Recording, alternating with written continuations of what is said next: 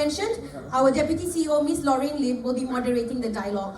So for those who do not know, Sandra is a former resident of our star shelter, a talented interior designer, a loving mother, a sought-after speaker and advocate for elimination of violence against women.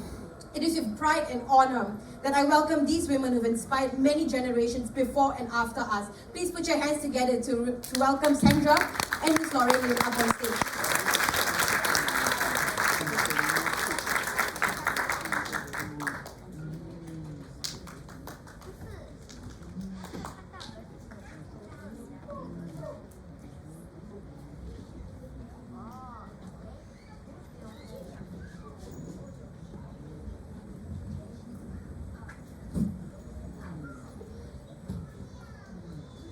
A very good evening to everyone.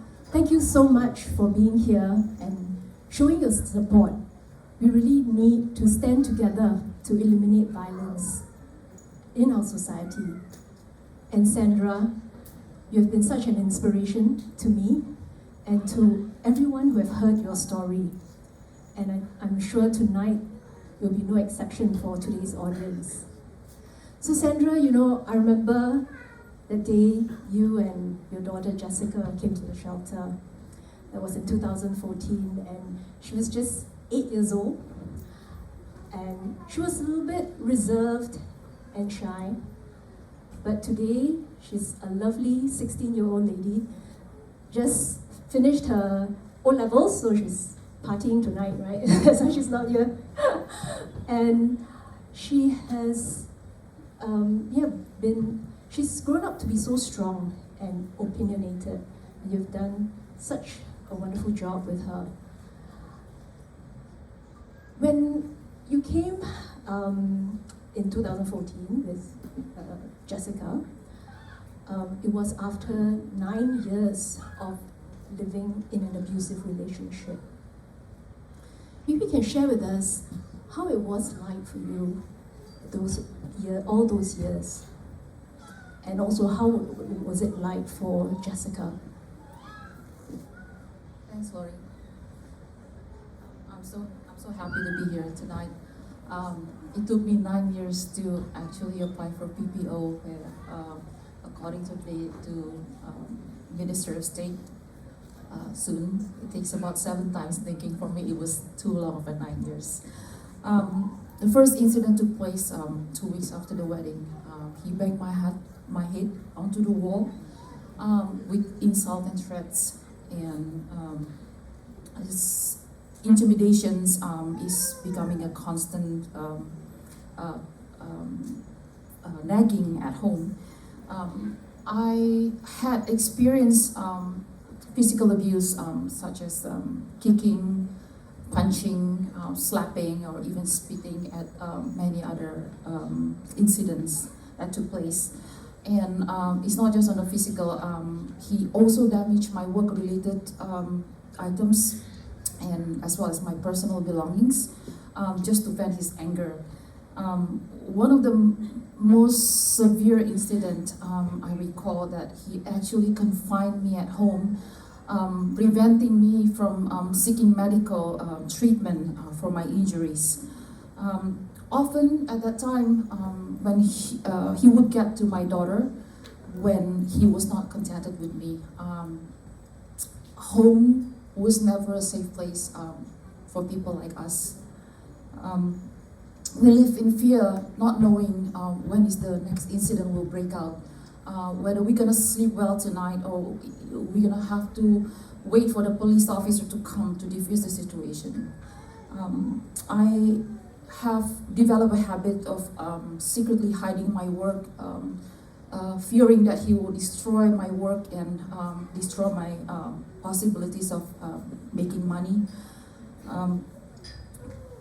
Avoidance and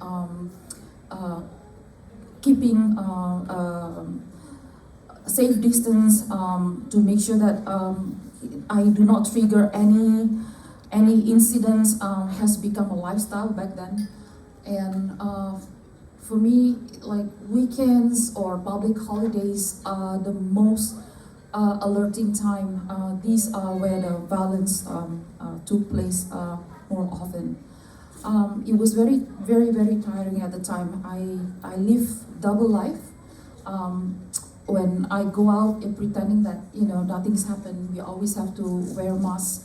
Both of me and my husband really involved in a lot of community work, especially with the youth group.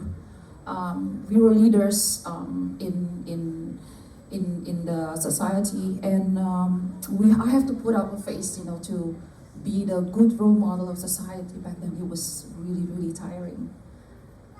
Yeah, indeed. And violence takes on so many forms. Yeah, the physical, and what you shared also a lot of emotional and psychological one. And perhaps share with us a little bit also of how these different forms of violence has affected you, or had affected you, because now you are in a much better place. Yeah, it's the whole traumatizing threats, intimidations, blames, really, really draining. It's been really, to me back then, it was detrimental. It was physically, mentally exhausting. It just being at home, and then I have to put myself together when I go up and work out there. But aside from mental and physical, it also affecting me financially. Before I left matrimonial home, I had to juggle finding safe time, safe place to produce my work in the midst of taking care of my young child. It was very difficult, and after I left matrimonial home, the struggle continues. It didn't end there. Meeting endmates has been a real challenge with the young child, as well as the acrimonious court battle, and so many other financial commitments such as litigation fee, home rental was a big challenge. That was the time that I resorted to Star Shelter in 2014. I stayed there for 6 months. But there's another aspect social that I felt really affected me a lot, was I lost some of our common friends that we have been working together and journeying in the youth group for about 10 years. When I left matrimonial home, they kept silence and stay away from me. I felt like, suddenly my community, I just lost them. I believe it's not because they want to stay away from me. I believe it was because they didn't really know how to handle the situation. It is easy to just, stay silent and stay away. But this staying silent has consequences. Our public silence is like a silence approval for the perpetrator to continue with the violent act. So we should speak up, and we should say no passionately against violence, so that we can save many people out there.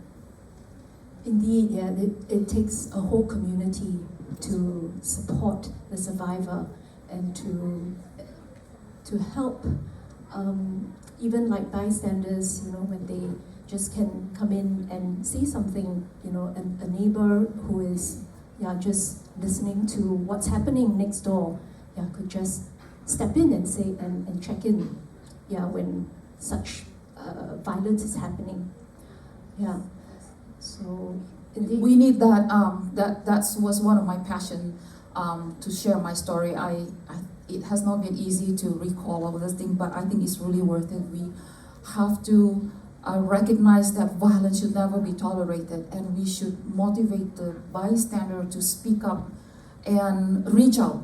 I think we really need this community to come together and empower the victims. indeed. And talking about like people coming to help, for you, what were the resources that you had, the people that supported you during this difficult time? Honestly, I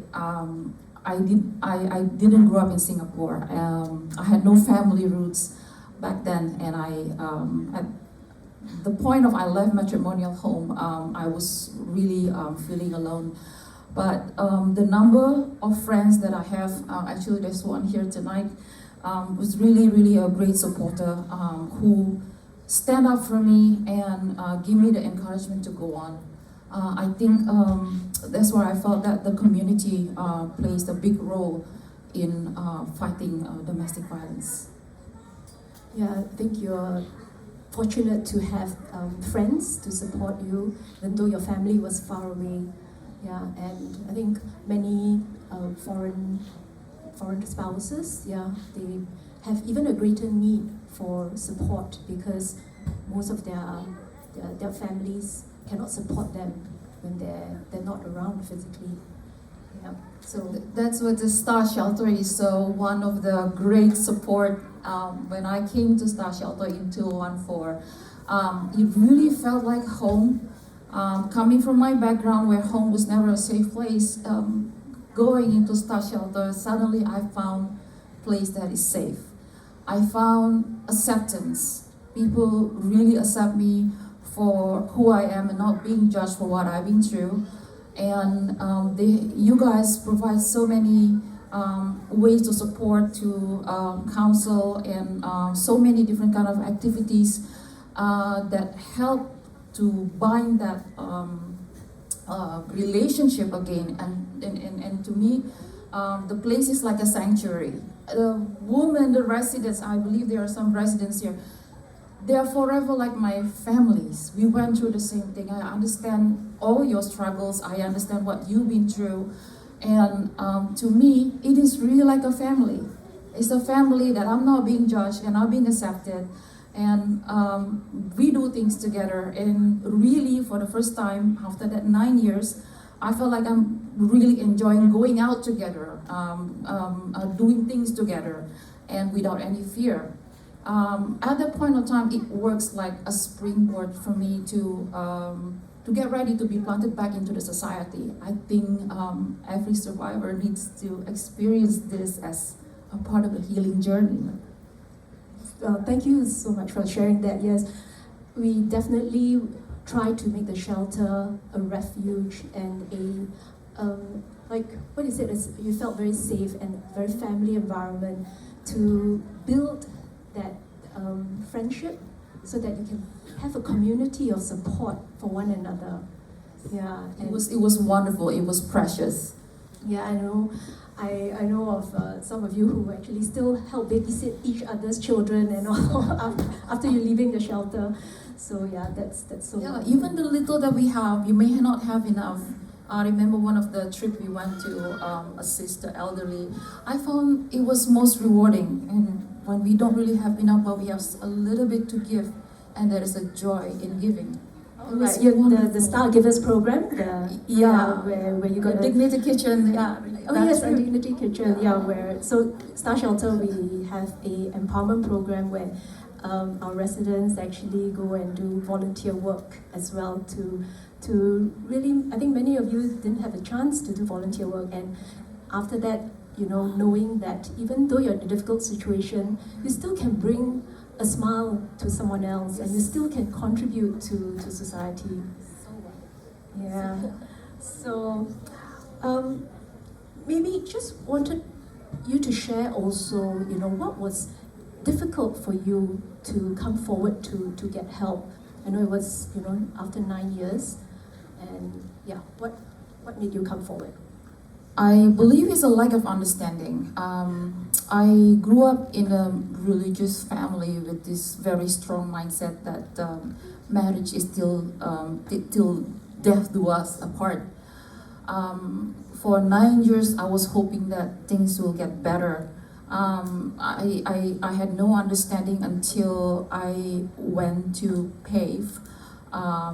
It is one of the police officer came in and referred me to go there, and I saw this chart, cycle of violence and power and control, and that truly made me understand that I was facing a situation, I was facing a mental condition that my ex-husband, the abuser, the perpetrator, use violence to solve problems or when he's not happy.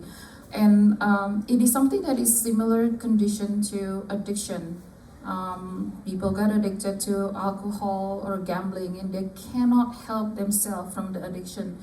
It is a similar condition. So I knew I was fighting his condition. I cannot get past by his condition in order to solve the problem. So it became a stumbling block and I knew that I had to leave. And do you have any suggestions for today's victim survivors to be able to feel safe to come forward? Yes, I think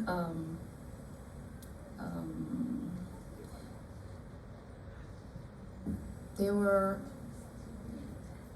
a few things that you can actually